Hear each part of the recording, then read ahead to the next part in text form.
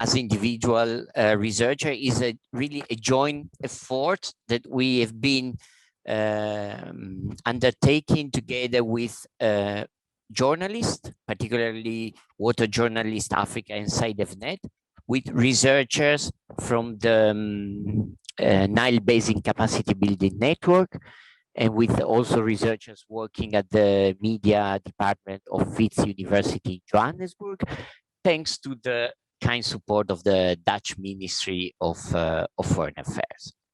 So why looking at the role of media and science communication in water conflict and cooperation along the Nile River? The main problem, which is the event that elicit such research, such action research. In 2011, Ethiopia began the construction of a dam, the Grand Ethiopian Renaissance Dam, on the Nile River.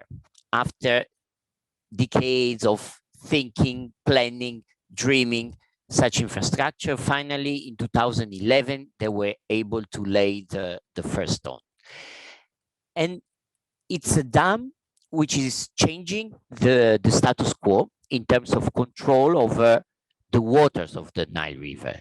The allocation and the distribution of the Nile waters, and particularly the Blue Nile, which originates in Ethiopia, were regulated or are regulated according to the position of Egypt and Sudan by two treaties of 1929 and 1959.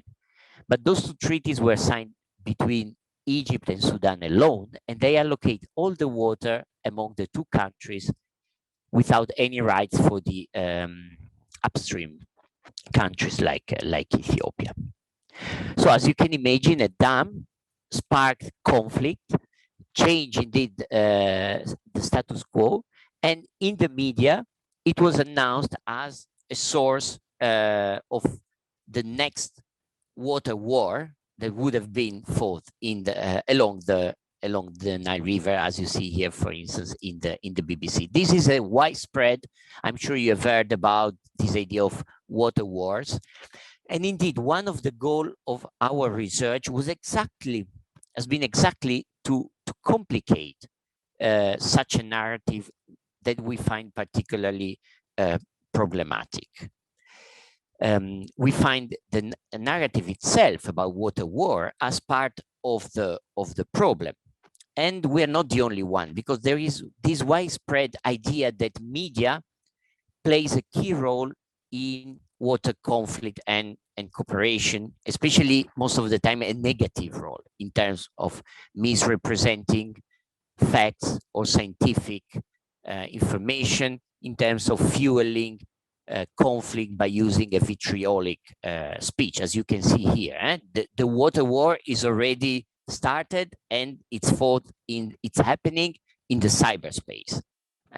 Or another one, social media are the usual suspect. However, all these claims are based on very little or almost inexistent or study or scientific evidence. So what we did, we engaged and we started an action research with journalists and researchers working in the Nile Basin or coming from countries in the Nile Basin. First of all, to study how do the role that media play in water conflict and cooperation. But then also we did some training activities, and we supported communications to reflect on how we, as a researcher and journalist, we can contribute to promote a culture of dialogue, of mutual understanding, a culture that promotes transboundary cooperation. So today I would like to start a few lessons learned and insight into this research action, and I will begin by the study, the research itself. This is our research team, and I want to share the picture for, first of all, to acknowledge that it was a multinational and also multidisciplinary team. And working with them has been not only a pleasure, a creation of friendship, a small exercise in water diplomacy in itself, but also a learning experience, because it was very useful to analyze together, to reflect together on media narratives in mainstream media, to think about how we to further reflect on our role as a consumer of news, but also as a producer, because sometimes we were invited to comment in the news or to write opinion article. And this was also a political statement, because, for instance, this picture was taken during the International Conference on Ethiopian Studies in Ethiopia in Mekelle in October 2018. And it was the first time that two Egyptian researchers were presenting at that conference on Nile issues in front of an mostly Ethiopian or international audience. So our research looks mostly at mainstream media, and we selected two media outlets per country: in Egypt, Sudan, in Ethiopia, in Uganda as well, to have a country, also to look also at a country which is inside the Nile Basin, but a bit outside the controversy of the dam, because it belongs to the other Nile, the White Nile. And we also looked at what we call the global media, The Guardian and Al Jazeera. And today I would like to share three main points that we addressed in this study. So the first one is about facts versus emotions. That's a claim or a statement that maybe also you have often heard. The media are focusing on too much on emotions, opinions, instead of reporting facts and scientific issues. And this is The Guardian. And I would like to draw your attention now on how history is used to introduce the controversy, to draw the attention of a global audience that may be studied, as I did, as many of you also have done, studied the pharaohs, the pyramid in the first year of the primary school when you learn, when you study history. So to draw such attention of a global audience, the journalists start from the pharaohs, from the pyramid, suggesting the idea that when it comes to the Nile, Egypt has a glorious past, but if you read the second part of the paragraph, because of the dam that Ethiopia is building, as a black or almost no future Egypt, while Ethiopia seems to have no past, come from a no past, but a bright future exactly because of the same dam. So the pharaohs and the pyramids are facts, historical facts, but the way they are also used to elicit emotions. And of course, emotions that, depending on the audience, might be very different. Because if you look a few months later on the same media outlet, on The Guardian, Ethiopian writer, novelist Mesem Gist was writing, hey, look, the Nile belongs to Ethiopia too. We Ethiopians, we also have a long history of identity and history associated and culture associated to the river. So please do not consider as we're coming from nowhere in history. So you see different emotions, and facts cannot be separated from emotion. And that's also what you are taught if you, as a researcher, you take a course on science communication. You need to elicit curiosity, to attract a global audience by bringing emotion into your scientific study and research. So the question is not how to avoid emotions, but rather which emotion do we want to elicit, or should the media elicit, when it comes to the Nile or when it comes to other rivers, the rivers we share and we work on.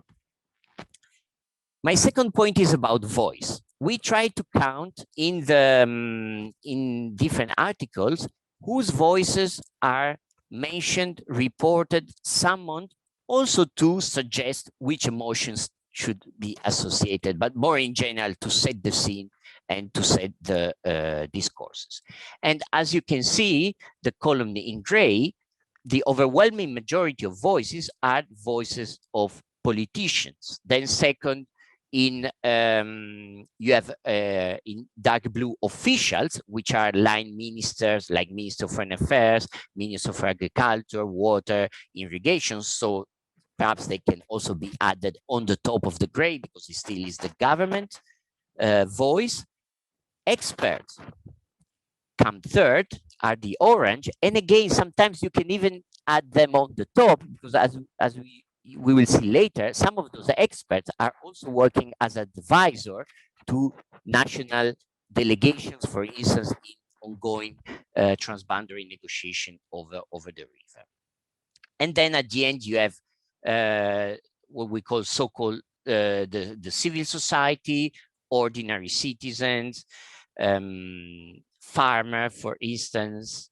Although you might wonder, but why you didn't put farmers? And we, at a certain point, we said, yeah, but farmers can be also experts. Sometimes a farmer knows more than an expert, a social scientist, for instance, when it comes to river ecosystem or to water irrigation. So why not putting farmers into experts?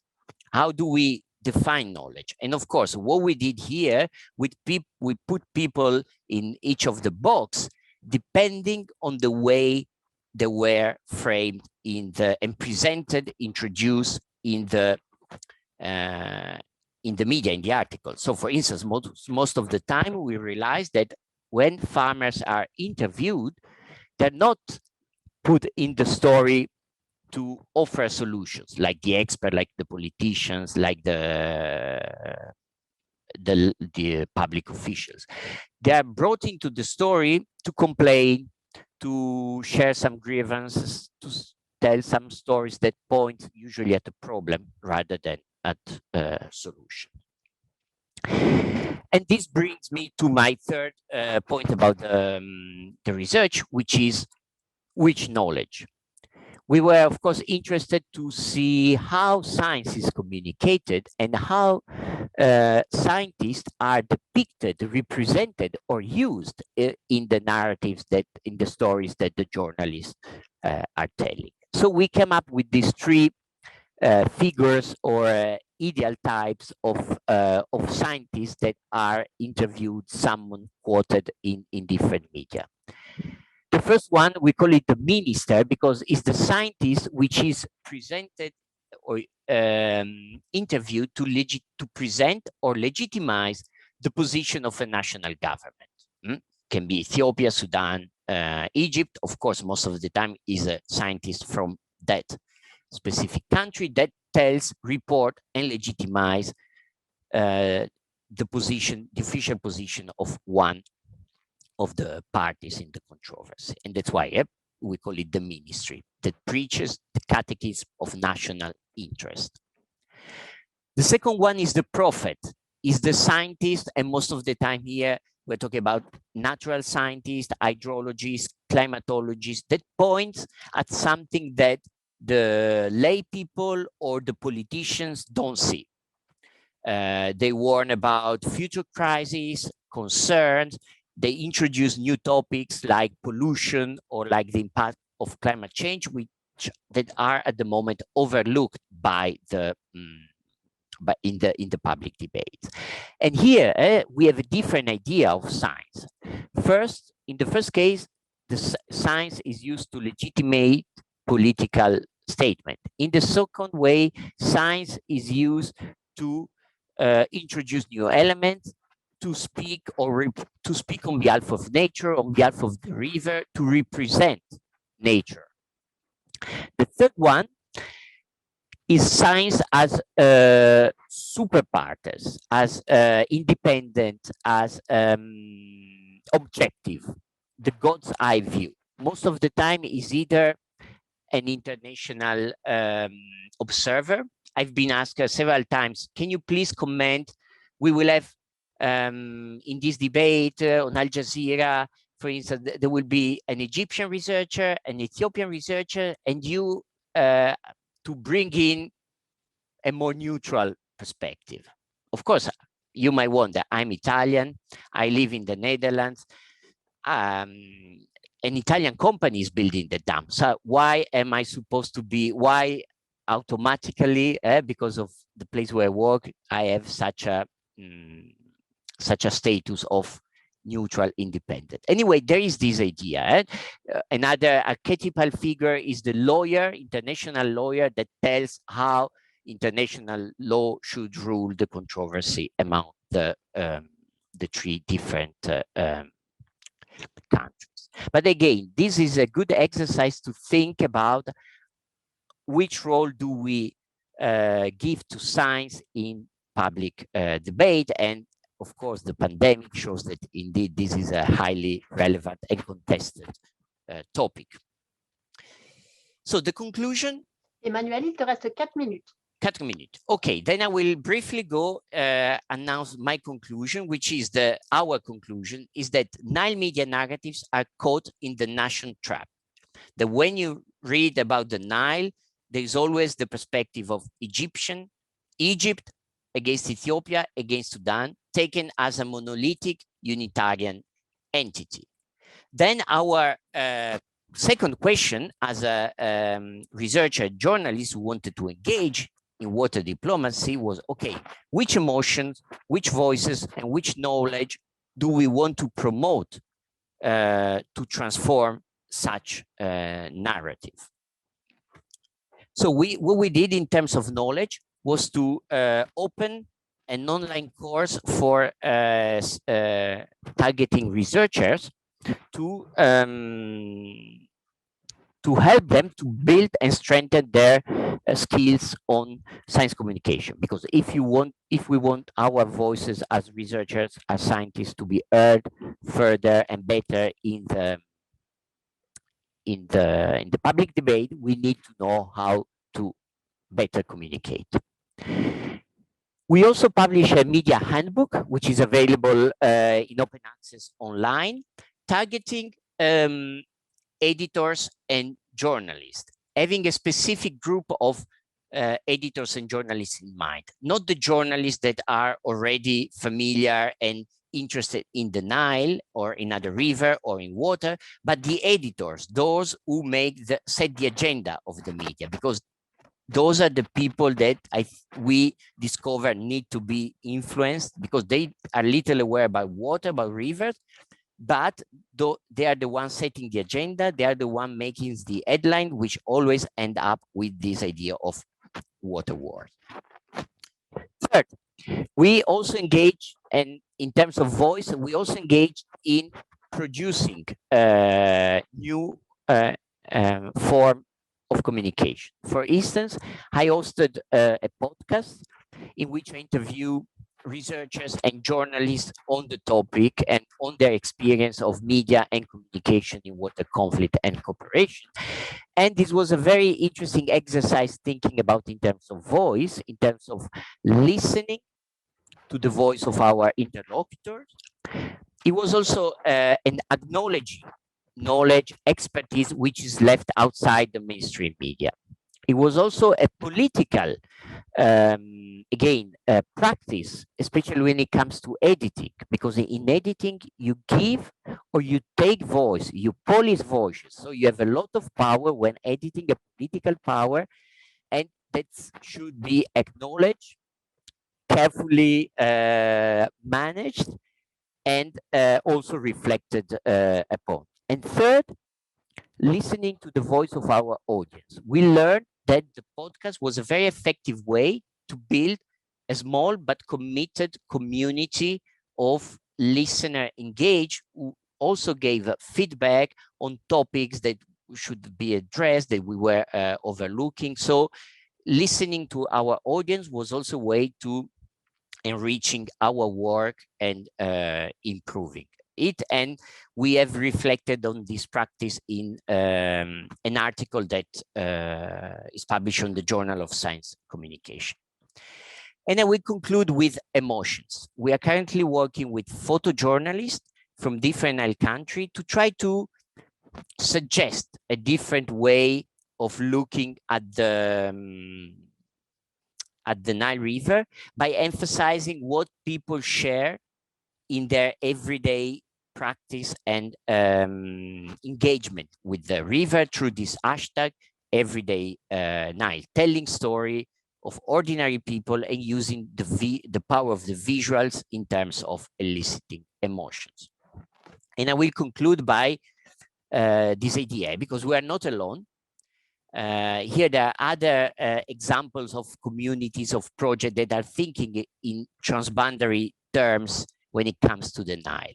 For instance, you have the Nile project, which is was, because I think they're no longer active, but it was a collective of musicians coming from different countries that were playing together to create awareness and elicit curiosity about the river. And I would like, our dilemma is in this kind of actions, you can have two different, you can take, I think, at least two different perspectives. You can say, okay, we try to substitute the national community, the idea of national interest, with a new transboundary community, a new identity, a Nile identity, a Nile community. What I learned from the founder of the Nile project, the ethnomusicologist, is that in their experience, what they did was they started by acknowledging their differences, musical difference, different tones, different instruments, different scales, and then they worked to create connections among those differences to be able to play together. I think that's what is called a dialogic conversation.